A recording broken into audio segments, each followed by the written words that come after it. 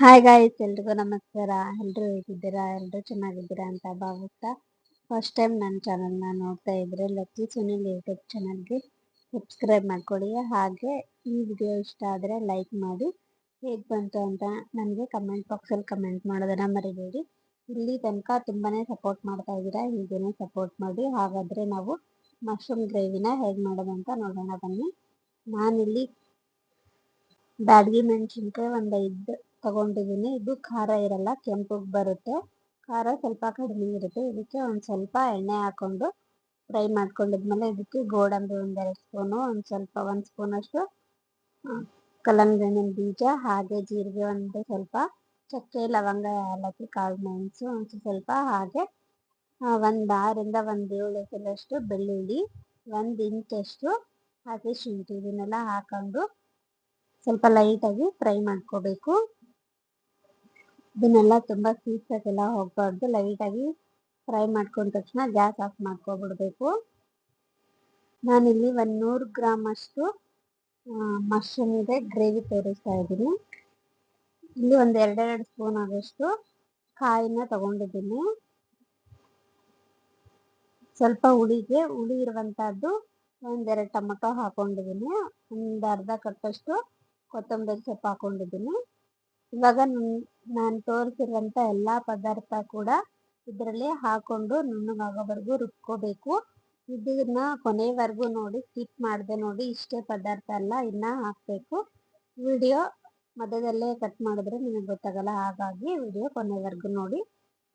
ಈಗ ನಾನು ಒಂದು ಬಾಣಲಿಗೆ ಒಂದು ಅರ್ಧ ಕಪ್ಪಷ್ಟು ಎಣ್ಣೆ ಹಾಕೊಂಡಿದ್ದೀನಿ. ಅದಕ್ಕೆ 1 ಕಪ್ಪಷ್ಟು ಚಿಕ್ಕದಾಗಿ ಹೆಚ್ಚಿರುವಂಥ ಈರುಳ್ಳಿನ ಹಾಕೊಂಡು ಸ್ವಲ್ಪ ಲೈಟಾಗಿ ಫ್ರೈ ಆದಮೇಲೆ ಅದಕ್ಕೆ 1/4 ಸ್ಪೂನಷ್ಟು ಸೋಂಪು ಕಾಳು, ಹಾಗೆ 1/4 ಸ್ಪೂನಷ್ಟು ಕಸ್ತೂರಿ ಮೆಥಿ, ಒಂದು ಪಲಾವ್ ಎಲೆ ಹಾಕೊಂಡಿದ್ದೀನಿ. ಇದನ್ನು ಎಣ್ಣೆ ಜೊತೆಗೆ ಹಾಕಿದ್ರೆ ಅದು ಫ್ಲೇವರ್ ಜಾಸ್ತಿ ಆಗುತ್ತೆ ಅಂತ ನಾನು ಈರುಳ್ಳಿ ಹಾಕೊಂಡಿದ್ಮೇಲೆ ಹಾಕೊಂಡಿದ್ದೀನಿ.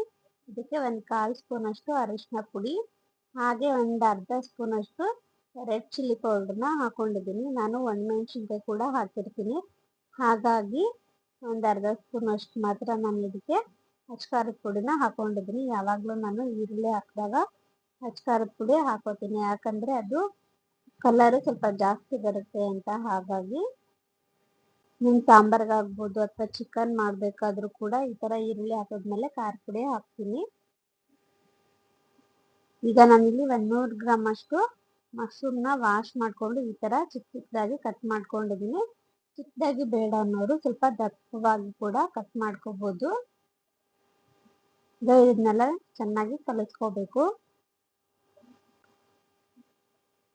ಈ ಒಂದು ಮಶ್ರೂಮಲ್ಲಿ ನೀರಿನ ಅಂಶ ತುಂಬಾನೇ ಇರುತ್ತೆ, ಹಾಗಾಗಿ ನಾನು ಇದಕ್ಕೆ ನೀರನ್ನು ಹಾಕಕ್ಕೆ ಹೋಗಲ್ಲ.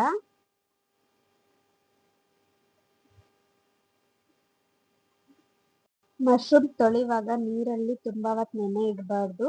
ಒಂದೊಂದೇ ವಾಶ್ ಮಾಡ್ತಾ ಇರಬೇಕು, ಯಾಕಂದರೆ ನಾವು ನೀರಲ್ಲೇ ಬಿಟ್ಟರೆ ಇನ್ನೂ ನೀರು ಹೀರ್ಕೊಳ್ಳುತ್ತೆ, ಹಾಗಾಗಿ ನೀರಲ್ಲಿ ಬಿಡಬಾರ್ದು. ಇವಾಗ ರುಬ್ಬಿರುವಂಥ ನಾನೆಲ್ಲ ಮಸಾಲೆನ ಹಾಕೊಂಡಿದ್ದೀನಿ. ಹಾಗೆ ರುಚಿಗೆ ತಕ್ಕಷ್ಟು 1/4 ಸ್ಪೂನಷ್ಟು ಉಪ್ಪು ಹಾಕೊಂಡಿದ್ದೀನಿ.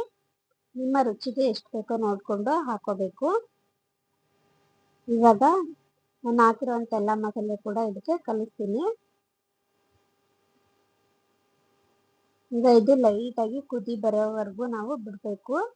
ಅಂದರೆ ಆಲ್ರೆಡಿ ಸ್ವಲ್ಪ ಮಸಾಲೆನ ನಾವು ಫ್ರೈ ಮಾಡ್ಕೊಂಡಿರ್ತೀವಿ. ಇನ್ನೊಂದು ಸ್ವಲ್ಪ ಲೈಟಾಗಿ ಸೈಡಲ್ಲೆಲ್ಲ ಎಣ್ಣೆ ಬಿಟ್ಕೊಳ್ಳೋವರೆಗೂ ಕುದಿಸ್ಕೋಬೇಕು 1-2 ನಿಮಿಷ. ಇವಾಗ ಇದನ್ನು ಮುಚ್ಚಿ 1-2 ನಿಮಿಷ ಆದಮೇಲೆ ತೆಗಿತೀನಿ. ಇವಾಗ ತೆಗ್ದಿದ್ದೀನಿ. ಎಷ್ಟು ಚೆನ್ನಾಗಿರುತ್ತೆ ಅಂದರೆ ನಾವು ಹಾಕಿರುವಂಥ ಎಲ್ಲ ಒಂದು ಪದಾರ್ಥಗಳ ಘಮ ತುಂಬಾ ಚೆನ್ನಾಗಿರುತ್ತೆ. ಇವಾಗ ಇದಕ್ಕೆ ಎಷ್ಟು ಬೇಕೋ ನೋಡಿಕೊಂಡು ನೀರು ಹಾಕೋಬೇಕು. ಇದು ಸ್ವಲ್ಪ ಗ್ರೇವಿ ಆಗಿರೋದ್ರಿಂದ ನಾನು ಇದಕ್ಕೆ ಬರೀ 1 ಗ್ಲಾಸ್ ಅಷ್ಟು ಮಾತ್ರ ನೀರು ಹಾಕ್ತೀನಿ, ಯಾಕಂದರೆ ಇದರಲ್ಲಿ ನೀರಿನ ಅಂಶ ಇರುತ್ತೆ. ಇದು ತುಂಬ ನೀರು ಬೇಕು ಅಂತ ಅನಿಸಲ್ಲ, ಹಾಗಾಗಿ ನನಗೆ ಸ್ವಲ್ಪ ಗ್ರೇವಿ ಬೇಕಿರೋದ್ರಿಂದ 1 ಗ್ಲಾಸ್ ಅಷ್ಟು ಮಾತ್ರ ನೀರು ಹಾಕ್ತಾ ಇದ್ದೀನಿ. ಈ ಒಂದು ಮಶ್ರೂಮ್ ಬೇಯಿಸ್ಕೊಳ್ಳೋಕ್ಕೆ ಒಂದು 5-6 ನಿಮಿಷ ಆದರೆ ಸಾಕಾಗುತ್ತೆ. ಬೇಗನೆ ಆಗುವಂಥ ರೆಸಿಪಿ ಇದು, ತುಂಬ ಬೇಯಿಸುವ ಅವಶ್ಯಕತೆಯೂ ಇಲ್ಲ.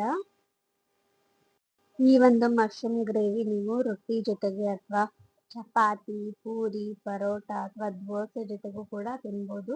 ತುಂಬಾನೇ ಟೇಸ್ಟಿಯಾಗಿರುತ್ತೆ. ನಮ್ಮ ಮನೇಲಿ ಯಾವುದೇ ಗ್ರೇವಿ ಅಥವಾ ಪಲ್ಯ ಏನೇ ಮಾಡಿದ್ರು ಚಪಾತಿ, ರೊಟ್ಟಿ ಈ ಥರ ಇರಲೇಬೇಕು. ತುಂಬಾನೇ ತಿನ್ನೋಕ್ಕೂ ಒಂಥರ ಚೆನ್ನಾಗಿರುತ್ತೆ. ಇದಕ್ಕೆ ನಾನು ಒಂದು 3/4 ಸ್ಪೂನಷ್ಟು ಧನಿಯಾ ಪುಡಿ ಹಾಗೆ ಒಂದು ಅರ್ಧ ಸ್ಪೂನಷ್ಟು ಗರಂ ಮಸಾಲಾನ ಹಾಕೊಂಡಿದ್ದೀನಿ. ಈಗ ಅದನ್ನೆಲ್ಲ ಚೆನ್ನಾಗಿ ಕಲಿಸ್ಕೊಂಡು ಇದನ್ನ ಒಂದು 5ರಿಂದ 6 ನಿಮಿಷದವರೆಗೂ ಮುಚ್ಚಿ ಇದನ್ನ ಕುದಿಸ್ಕೋಬೇಕು. ನೋಡಿ ಎಷ್ಟು ಚೆನ್ನಾಗಿ ಬಂದಿದೆ ಅಂದ್ರೆ ತುಂಬಾನೇ ಚೆನ್ನಾಗಿರುತ್ತೆ. ನೀವು ಕೂಡ ಟ್ರೈ ಮಾಡಿ.